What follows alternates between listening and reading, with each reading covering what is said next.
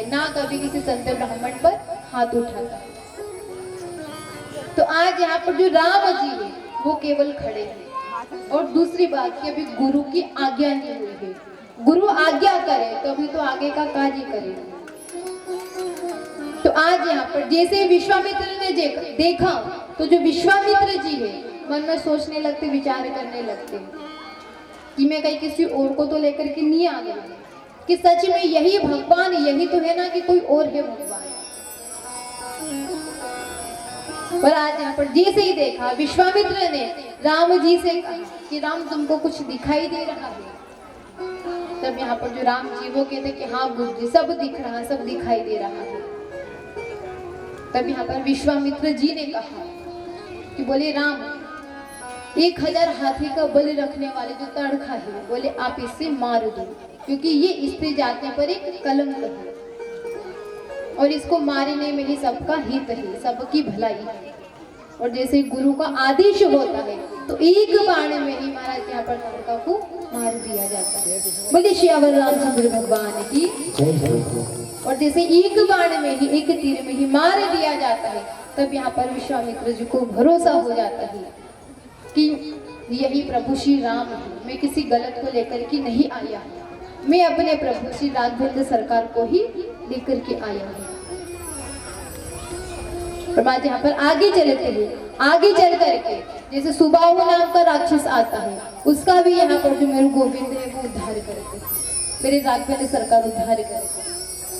और जो मारीची आता है उसे फल के बाण के साथ में रावण के पास भेज दिया जाता है, ये बताने के लिए कि तुम्हारा जो काल है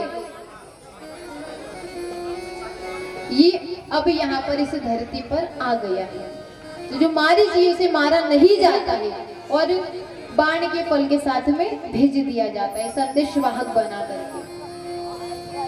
और आज यहाँ पर जब राम जी इतनी मदद करते हैं, विश्वामित्र जी की इतनी सहायता करते हैं, इतने अच्छे अच्छे कार्य करते हैं, तो आज यहाँ पर जो विश्वामित्र जी वो कहते हैं कि इन्हें कुछ देना चाहिए, कुछ प्रदान करना चाहिए।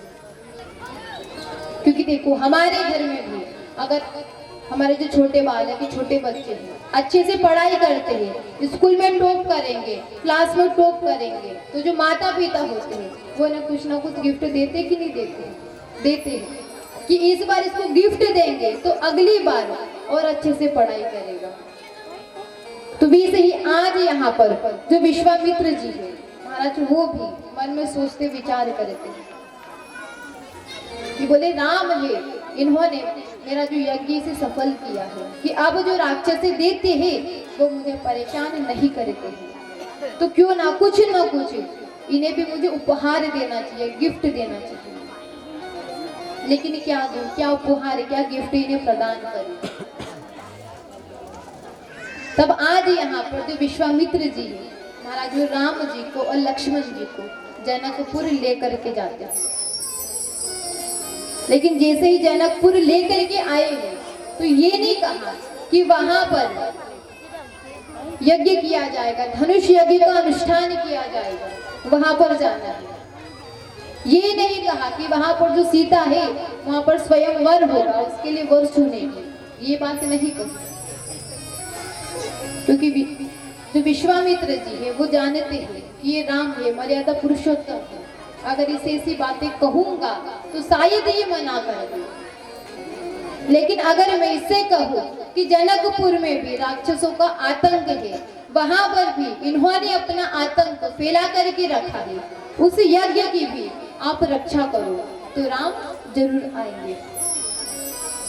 और आज यहाँ पर जो विश्वामित्र जी है वो राम जी और लक्ष्मण जी दोनों को ले करके जनकपुर की ओर आते हैं, जनकपुर की ओर बढ़ते हैं और जनकपुर नगरी में उन्हें लेकर के आते हैं।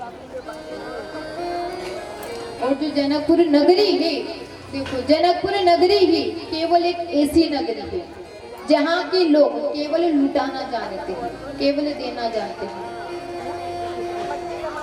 क्योंकि रामायण में 3 नगरी का वर्णन है, एक तो है अयोध्या का, एक जनकपुर का और एक महाराज रावण की नगरी का। तो कहते कि जो अयोध्या वासी है वो देना और लेना दोनों जानते हैं, कि वो देते भी है और लेते भी है। लेकिन वही जो जनकपुर की नगरी है, महाराज जनकपुर के जितने भी वासी है वो केवल देना जानते हैं, लुटाना ही जानते हैं। और जो रावण की नगरी है, मिथिला नगरी, वहां पर तो सब बस लेना ही लेना जानते, देना कोई नहीं जानता।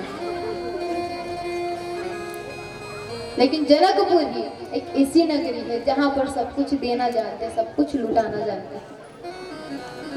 और आज यहाँ पर जो विश्वामित्र जी ऐसी नगरी में राम जी और लक्ष्मण जी दोनों को लेकर के आए, दोनों वहां पर प्रवेश करते हैं प्रेम और भाव के साथ में, श्रद्धा के साथ में, विश्वास के साथ में। और जो जनकपुर के जितने भी वासी है वो भी महाराज सभी के मन में श्रद्धा है, विश्वास है, भाव है मेरी राम के प्रति, मेरे गोविंद के प्रति, सबके मन में विश्वास है। और आज यहाँ पर राम और लक्ष्मण दोनों जनकपुर आते हैं, जनकपुर की नगरी में आते हैं। और दोनों आ करके आज जनकपुर की नगरी को देखते हैं, घूमते हैं, भ्रमण करते हैं। और देखो आज जैसे ही आए हैं तो आते ही सबसे पहले जो राम जी है, हमारा जो दशरथ जी है, उनको अपना बना लेते हैं, अपने वश में कर लेते हैं। जैसे ही प्रजा में आए तो प्रजा के जो मालिक है, जो राजा है दशरथ जी, उनको अपना बना लेते हैं। क्योंकि आज यहाँ पर जैसे ही राजा दशरथ ने राम जी को देखा है तो महाराज वो देखते ही रह गए। कितना सुंदर बालक, लगता है कि कोई यही परमात्मा है, परमपिता परमेश्वर है जो यहाँ पर आए हैं। लेकिन फिर मन में सोचते, विचार करते हैं कि अगर ये भगवान है तो फिर मेरे घर क्यों नहीं आए, और अगर ये भगवान नहीं है तो फिर इतने सुंदर कैसे है। और आज यहाँ पर जो राजा दशरथ जी है वो उनके ऐश्वर्य को केवल देखते ही रहते हैं।